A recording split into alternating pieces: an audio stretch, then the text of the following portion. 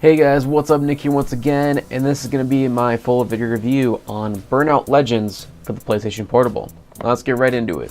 Now first things first, this is a lot different than any video I've ever made on this channel. I've made video game reviews in the past, but I kind of went through and deleted them, got rid of them just because I didn't feel like they fit with the channel.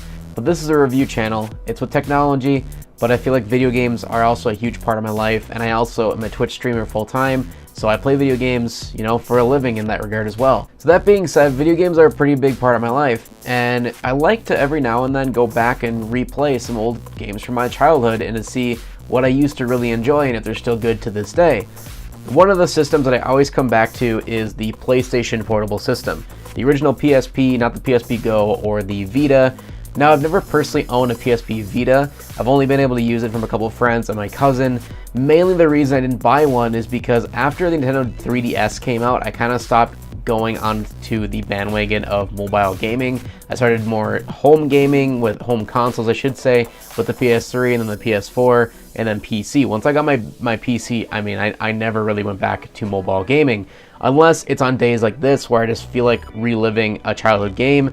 And in this case, we are looking at Burnout Legends. Now this is going to be my very first retro review, and I really hope you guys enjoy it. Let me know in the comment section below if you want to see more videos like this, or if you have suggestions for other games you would like me to review in the future. I also may look into reviewing newer games as well, like the one The Last of Us 2 comes out, and when the new Modern Warfare comes out. If you'd like to see more video game reviews, just please let me know.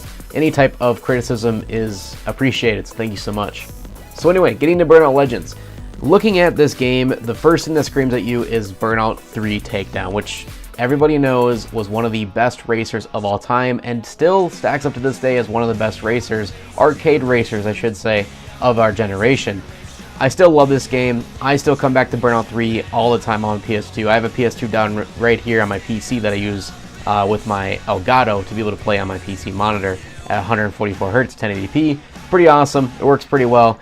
And it's fun to going back to relive old memories of old games, and Burnout 3 is one of the games that I always come back to. I still play from time to time. It's an excellent racer. If you've never heard of it or never played it, I highly recommend giving it a try. Even if you're not a fan of arcade racers, I think this one's gonna persuade you probably to go more towards that genre. It's definitely been the game for me when I first think of arcade racers. Burnout 3 is the first game that always comes to mind. The second game that comes to mind when I think of arcade racers is Burnout Legends. And now this is the PlayStation Portable version essentially of Burnout 3 Takedown. It has everything we love about Burnout 3, but it also implemented some awesome features including online play, which I believe Burnout 3 had online play if I remember right with the PlayStation 2 online servers, but not a lot of people had that at the time, and it cost a lot of money to get the adapters for it to work. Where this one had it all built in via Wi-Fi through the PlayStation Portable system, so you could have a couple of your buddies join on the same Wi-Fi connection, or you could even play across the world, which is pretty awesome. So if you just have friends online, you could actually just join up with them in a race, battle it out, do a couple takedowns, and you're good to go. It was honestly one of the perfect ways to be on the go. And they're definitely marketing it towards the new online modes, even in the first sentence on the back here. Hit the road for the all-out, on-the-go automotive anarchy. 8 game modes, including the white knuckle Wi-Fi multiplayer, deliver the most destructive racing ever. So yeah, they're definitely going towards play with your buddies, play online. This game is meant to be multiplayer based. Now, sadly, as of today, the servers really aren't working anymore. I've tried getting into a few games, but obviously nobody else is on. You might be able to set up like a LAN game if you had some friends around you on the same Wi-Fi network and you all have the same game and a PlayStation Portable, which would be pretty awesome to do, and I would love to do that sometime. But out of my group of friends, I'm pretty much the only one that has a PSP still and still uses mine, so kind of one of those things where I wish I could do it again, but it's gonna be hard to do.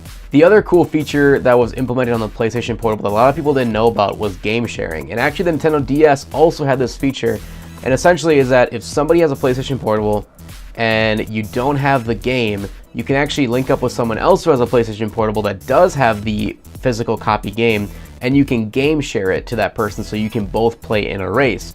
Now, it didn't give you the full version of the game or anything. It wasn't like you were sharing the game and like, here you go, I know you can have the full game. It wasn't like that. You had to be in proximity of the person who also had the physical game, and you could only do the races that that person set up that had the physical game on their system. So essentially, as soon as you walk away from that person, you don't get the game anymore, your demo is over. But it was a really awesome way to promote the game and to have people play it without having to actually physically go out and buy it. Another thing that was kind of weird is they implemented specific vehicles that were locked behind Wi-Fi enabled races. So as of today, if you went out and bought this game, you technically wouldn't be able to unlock all the cars in the game because some of them are locked behind these online specific only races, which is kind of a bummer. Now, again, if you know somebody like me, if you wanted to meet up and you had the game, we could play each other online and we could unlock those cars for each other. That's really the only way for it to work because no one else, is out there playing the game. And the servers, again, I don't necessarily know if they are completely shut down or maybe I'm just having issues connecting, but my guess is that they're probably not running the servers anymore because of how outdated the game is. But with all those aside, I want to say this is by far one of the best arcade racers, if not the best arcade racer on the PlayStation Portable that you can buy. So if you're out there and you have a PlayStation Portable and you're looking for more games to get and you're just thinking about getting this game, you're just like, I don't know, is it really worth the money? If it's hard to find, is it worth searching for? 100% yes, this is 100% worth it. Even if the online does not work for you, it still has all the amazing single player features that Burnout 3 Takedown had on the PlayStation 2. So you get the amazing crash mode, you get the amazing single player world tour mode, you get single races, takedown races, you name it. You can just jump into a game, create a race, pick a level, pick a car, and go right into it, do a race real quick, and you're on the go. Again, it's a perfect pick up and play game. It's super simple to get into. There's not really much of a tutorial needed. It's pretty much just hit the gas, steer so you don't run into oncoming traffic, knock your opponents off the road, and get to the finish line. It's simple as that. There's no weapons in the game. There is a boost, and the boost is really cool where if you take down somebody, you get a chunk added to your boost meter, and if you crash, you lose a chunk of that boost meter. So it definitely depends on how good of a driver you are, how often you crash, how often you take down your enemy, or basically how aggressive you are on the road. That's why I love arcade racers. They definitely go towards the violent aspect of racing or the, kiddish, cartoonish aspect, and I love that. It makes it fun to play. I understand why simulation racers are a thing. I understand why people enjoy them. I'm not a huge car guy myself. I'm not really into racing IRL, and I don't understand how cars work. But when I pick up a video game, I want to be immersed into a world that is fun to play, makes me want to come back, can be addicting, and it makes me feel fast and badass as hell, and this is the game that does it for you, especially on a portable handheld system. One of my biggest fears with this game picking it up was that on such a small display, would it be hard to see the oncoming traffic or really just the frantic gameplay at all because of how fast-paced this game is. And that was one of the rewards that this game got for the PlayStation 2, was just how much of a sense of speed this game gives you. And by all means, they did this perfectly on the PlayStation Portable system. It still has a remarkable sense of speed, but they definitely added a lot less motion blur, a lot more polish to the graphics versus Burnout 3 Takedown. I think if you literally ported Burnout 3 Takedown onto a PlayStation Portable, it would not work, mainly because even replaying it today on a bigger display, 1080p scaled, you have a higher refresh rate, it still makes it a little bit difficult to see oncoming traffic because of how much motion blur was in the game. And again, the sense of speed is ridiculous, especially when you get to the higher end cars in the game. But I gotta say that they made this version almost perfect for the PlayStation Portable. It just, again, the motion blur isn't nearly as bad. You can see actually what's going on in the distance as long as you are aware and you have fast reflexes. And yeah, so do not worry about that. The game itself runs very beautifully, and the frame rates also on the PlayStation Portable are almost perfect. I haven't had any frame droppages. There was one instance during like a crash demo, or not a demo, but a game mode, where there's a ton of cars on screen. I hit the explode, where there's an option you can blow up your car and then get more damage by blowing up more cars and getting more money. And you can see a little bit of frame droppage in that aspect, but for the most part, the game runs flawlessly, and it is a gorgeous game. The graphics still to this day hold up for a portable gaming system. Definitely going back to the PlayStation 2 on Burnout 3 Takedown, you can see the graphics have aged quite a lot. I mean, comparing it to nowadays graphics, it does not compare, obviously, but the gameplay makes up for it, and the soundtrack is also killer. The soundtrack is pretty good in this one as well. They brought over some of the songs from Burnout 3 Takedown, but they also added its own flavor and a lot of extra songs that weren't on Burnout 3. Definitely ranges, from your high velocity pop punk to your hard rock to alternative, all the way, I think there's a couple rap tracks on there as well, or like hip hop tracks, I should say. Pretty much everything you'd come to know and love from a Burnout game, let alone a arcade racer.